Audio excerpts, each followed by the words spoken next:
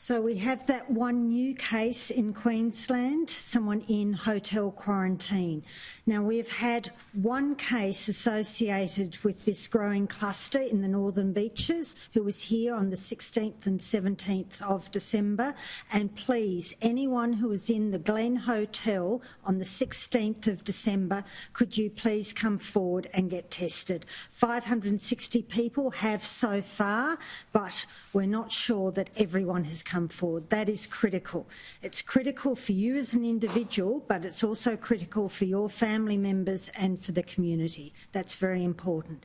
Similarly, anyone who is in Queensland today who was in the Northern Beaches on the 11th of December or subsequent to that, it is really important that you also come forward and immediately make yourself known and get tested. That's critical. And I do thank all those people who have come forward. We are seeing very long queues at some of our testing facilities. If that happens, just go online and see where there are other facilities, because we have stood up a lot throughout the state. It is really important that anyone in Queensland with any symptoms immediately comes forward and gets tested. Don't think it's a sniffle or a cold. It could easily be COVID. That's unfortunate, but true. We have to go back to all of those processes we had in place earlier in the pandemic that stood Queensland so well.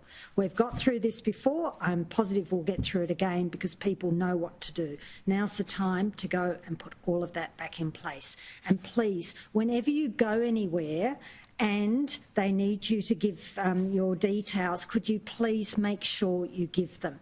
So we're introducing that mandatory QR code or electronic process, but it's just so important. Please give accurate details. It's so easy to get one number wrong in a mobile phone number. Just make sure it's correct, because that means we can very, very quickly get hold of everyone who's been in that facility. We won't be still trying to get people 5 days later as we are with the Glen Hotel. So make sure you give your information when you're out and about so we can immediately get hold of you.